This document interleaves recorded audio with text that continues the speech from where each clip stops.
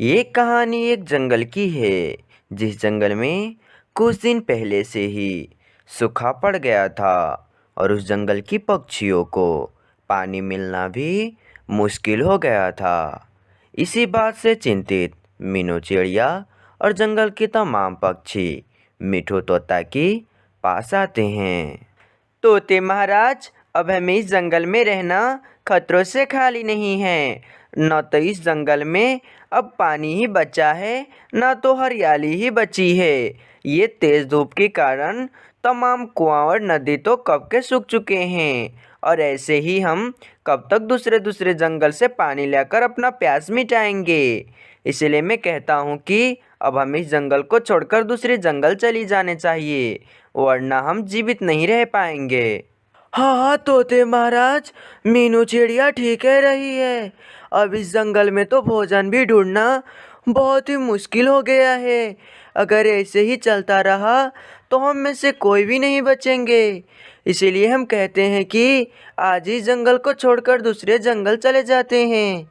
तमाम पक्षियों की बात सुनकर तोते महाराज मीनू चिड़िया से कहता है, मीनू चिड़िया, तुम्हारा भी कहना ठीक ही है कि इस जंगल में अब पानी नहीं मिल रही है और भोजन ढूंढना भी बहुत ही मुश्किल हो गया है। परंतु हम इस जंगल को कैसे छोड़कर जा सकते हैं? इस जंगल में तो हमारे जन्म हुई है और इस जंगल को हम कैसे छोड़कर जा सकते हैं? और वैसे भी हम दूसरे के जंगल में जाकर कैसे रह सकते हैं? उस जंगल में तो बहुत ही ज़्यादा बड़े बड़े खतरनाक चील रहते हैं और मैं नहीं चाहता कि हमारे किसी भी जंगल की पक्षियों को कोई दुष्ट चील आकर नुकसान पहुंचाए। परंतु तोते महाराज, इसका अलावा हमारे पास और कोई रास्ता नहीं है। हमें दूसरा जंगल ढूंढना ही होगा, वरना हम भूख के मार से यहीं तड़प कर मर जाएंगे। तो ठीक है पक्षियों, हम कल इस जंगल को छोड़कर दूसरे जंगल चले जाएंगे, लेकिन इस जंगल की याद हमें हमेशा आएगी, क्योंकि इस जंगल में हमारा जन्म जो हुआ है। फिर वे मीनू चिड़िया अपने घर जा ही रही होती है कि उसे ज़मीन पर पड़ा हुआ एक चिड़िया दिखाई देती है।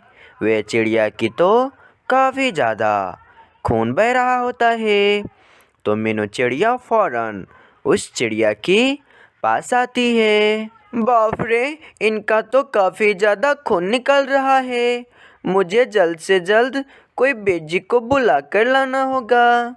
फिर वे मीनू चिड़िया एक बेजी को बुला कर लाती है और वे बेजी उस चिड़िया की जख्म पर पट्टी कर देते हैं। मीनू चिड़िया, इनको मैंने पट्टी कर दिया है, अब इनको ज़्यादा से ज़्यादा आराम की ज़रूरत है, इसलिए तुम इन्हें घोंसले में ले जाओ और जितना ज़्यादा हो सके आराम करवाओ। बहुत बहुत शुक्रिया बेजी, आज आप ना होते तो इनका आज क्या होता। फिर वे मीनू चिड़िया उस चिड़िया को अपने घोंसले में ले आती है। मीनू चिड़िया, तुम्हारा बहुत बहुत शुक्रिया, आज तुम ना होती तो आज ना जाने मेरे साथ क्या होता।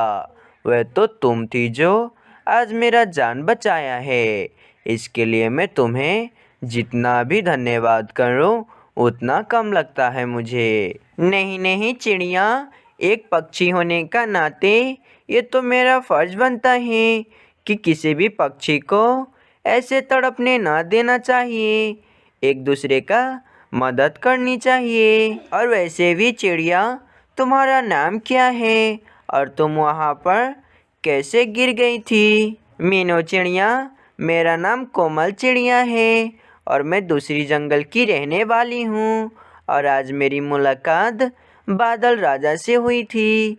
वे कह रहे थे कि तुम सबसे वे नाराज़ हैं, इसीलिए तुम्हारे जंगल वे बारिश नहीं करवा रहे हैं। परंतु कोमल चिड़िया, बादल राजा हम सबसे क्यों नाराज़ हैं?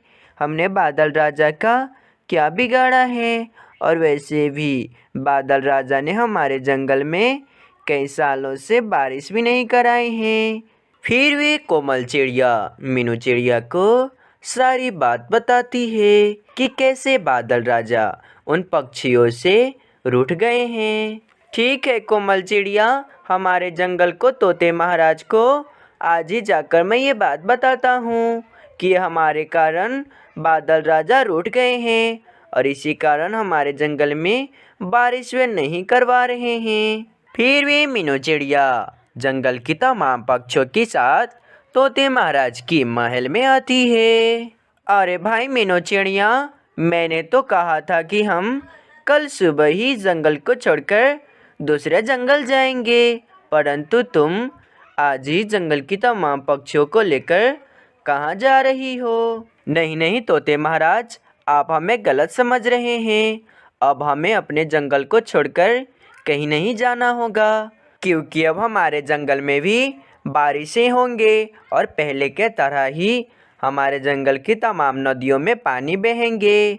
परंतु उसके लिए हमें बादल राजा को मनाना होगा। वह बादल राजा हम सब से रूठ गए हैं। लेकिन मीनू चिड़िया, तुम्हें ये कैसे पता चला कि बादल राजा हम सब से रूठ गए हैं? इस जंगल की कोई भी पक्षी को ये बात पता नहीं थी कि बादल राजा हम सब से रूठ गए हैं।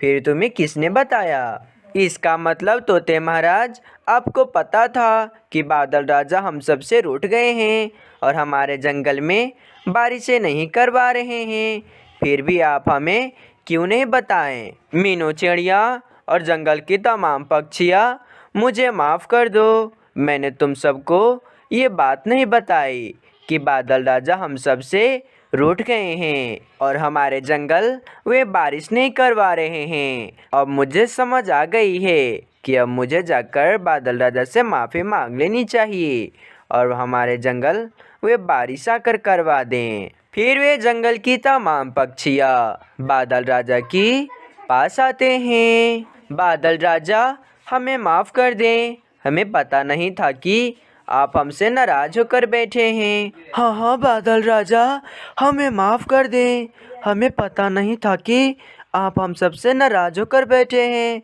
हम तो कुछ और ही समझ रहे थे। आज मीनू चिड़िया हमें नहीं बताई होती तो ना जाने हम इस जंगल को छोड़कर कब के चले गए होते।